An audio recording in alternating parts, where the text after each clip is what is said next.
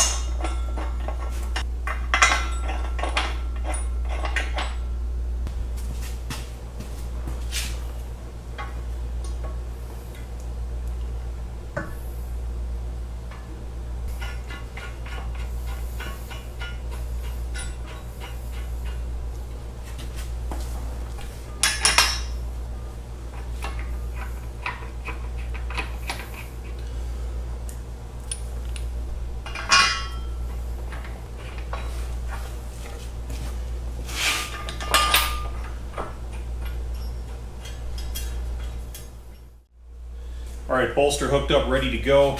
And before I tighten these side channels down, I want to get this slid in between those. It's good to keep the bolts a little bit loose so that they will splay out a little. It makes installing this so much easier.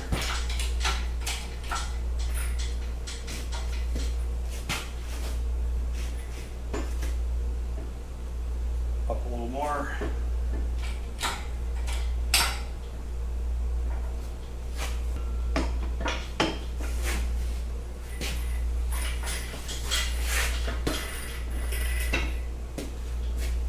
All right.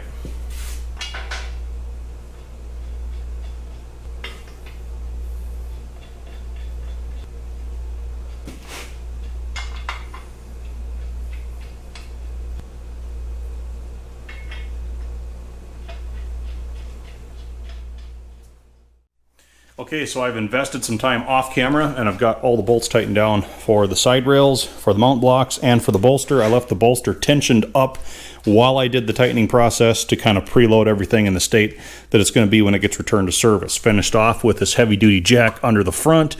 Although I'm confident those two jack stands and crossbar would have held this, we never underdo the overkill. Certainly isn't going to hurt having it down there. So the next step in our process would have been attaching this front axle bracket to the bottom of the bolster. Here's where the hitch is in our intended assembly process. I neglected to think about the fact that I need to have this radiator fan shroud refurbed and in paint so that I can assemble the radiator and fan shroud to this bolster before that piece goes on. This being an aftermarket add-on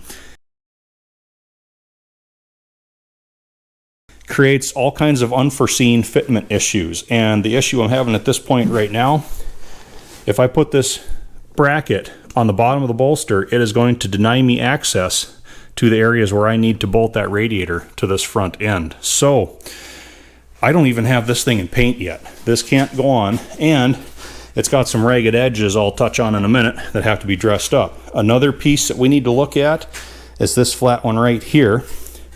It looks kind of rough. This is a mud guard, as they call it, that goes down here beneath the front crank pulley.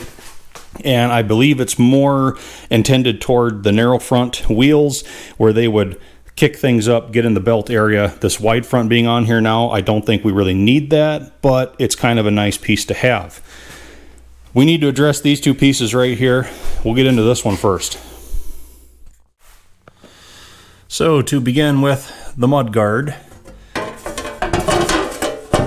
this is where this piece is supposed to go. Now you can see there's an attachment point back there that's ripped out. Attachment point here that's ripped out. And we have some ragged torched out, sorry for that shadow guys, I'm doing the best I can. Ragged torched out corner here that's missing that attachment point.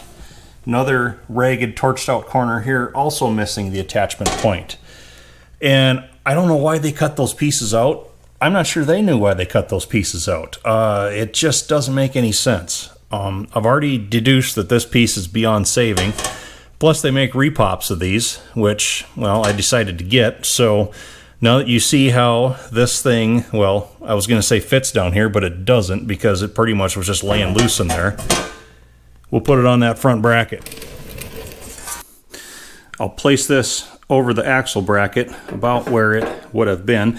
You can see they use those two attachment points also for this cross brace at the back of the bracket. That is to counteract any rearward and upward thrust that would happen because the bracket bolts to the bolster way up here and the wishbone for the axle comes way back here. So we need some support here. So they kind of utilized those two holes as well for this cross brace. And they had some nasty old bolts in there acting as spacers because there's a little bit of clearance that needs to be taken up. I think you can still see the old hex witness mark on here where this old bolt had been resting. They did the same thing on the other side as well. We have another witness mark right here. That's from this shield because it's supposed to be V'd down in the middle considerably more than what it is right now. Unfortunately, it was pretty much pushed up flat by this cross brace right here and basically ran it up in until it started rubbing on the bottom side of the crank pulley. That's what that little shiny mark is right there in the middle. So this thing was just all around wrong. We have to make the new piece fit a lot better than this, and I want to maintain good clearance between the bottom of the crank pulley and this so that you don't have to drop the whole front axle to change out like a fan belt. So let's get over to the bench. All right, so the old broken and torched out piece, here's the new repop. As you can see, place them side by side. The old one used to look a lot more like this. Now granted, you can see I've already been modifying this one, but it gives you an idea of the amount of material that's been torched out of this old one. So we'll just set him over here out of the way. Like I said, I already modified this one. It is a repop. You can see I had to cut a couple of batches of metal out of the front, and I had to also make a little bit of clearance at the back. I'll explain all that in a bit.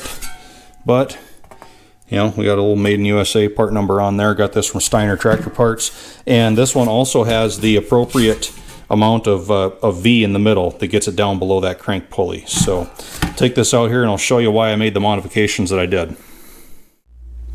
Alright, the first thing we're going to do is discard these old nuts that were being used as spacers and substitute them with the nice round ones that I machined to take their place. I've already made sure they're the proper height. Now, the large portion I removed at this area back here, that is to eliminate the contact zone that created that old witness mark. So, roughly align this with the mounting pads.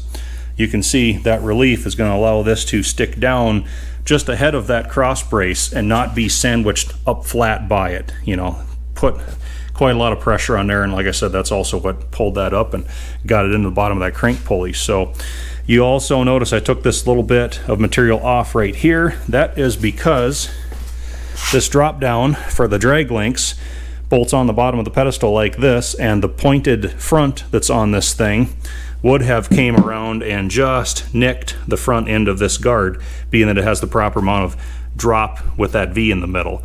So that is what also clearanced me for this aftermarket piece. And with it just temporarily mocked up on the bottom side of the tractor, we once again can use these attachment holes up there. And you can see our holes line up back here. Cut out for that cross brace is going to be just fine. Our grease fitting lines up with the access hole there. This should be the access hole for the radiator drain tube, sticks down there. And I can still get all of my fingers between the crank pulley and the guard, so that should be plenty of clearance to change a fan belt. So we've got this piece ready to scuff down and get into paint. Everything is right, proper, correct, with a little bit of modification, like I say, to take into account for the aftermarket pieces. So let's move on to that fan shroud. All right, onto the fan shroud now. You see I got a light hanging over there. I'm trying to make things a little better out here because, like I said, the lighting's horrible. Because this tractor also has a Charlene aftermarket power steering pump.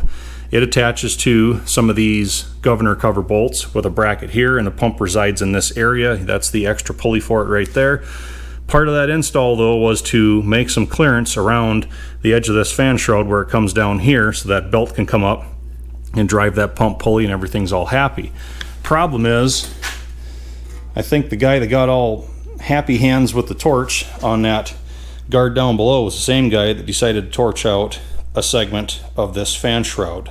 It's just, why do people have to do things like that? I know it's quick, I know it's easy, but man, come on, we can do better. So I'm gonna have to clean this up before we can get this in paint. What I think I'm gonna do is just probably take the angle grinder and just kind of feather touch that ragged edge right there, and then probably just remove the remaining portion of that shroud area where it was spot welded to the main piece. I don't think that extra material needs to be there for strength at all, so I'll get this cleaned up next. There, that's a lot cleaner looking. Looks like somebody actually cared about what they were doing right there. So we can add this fan shroud to this ever-growing pile of parts that is going to be the second paint batch. Okay, other miscellaneous tasks like this adjustable clutch pedal travel push rod. This is something that I like to get cleaned up and then get locked down to its final adjustment before we get any paint on it. So they wanted 1 1/8" free play travel at the pedal. We have that. And the clutch release is good, so that's yet one more miscellaneous piece that'll go in paint batch number 2. And as long as we're on this topic, Senior has a video coming out very soon. He just finished overhauling the live power hydraulic control for this tractor, so we're putting together a pretty good batch of paint for round number 2. Now I want to show you something outside. The new tires I ordered for the back end showed up today, as did the tubes. These are Titan 14.9x38 high power lug 6-plies. Reason I went with those is because that's what this tire is right here. This is still a pretty stand-up tire. It was replaced shortly before we got the tractor, so this is going to be our solid spare, and this one's probably just going to be eliminated. It's weather checked pretty bad, got some wear on it, but we should be pretty well set for rubber on the back end now. So we'll leave off with some brand new knobby tires. Boy, I like those things. I had hoped to have that front axle on the ground by now, but the unexpected issues with that aftermarket bracket, the interferences, it just wasn't in the cards. But a few more pieces, get paint on them, and then those wheels will be on the ground for good. So, and we're going to keep rolling right ahead with this Super M project.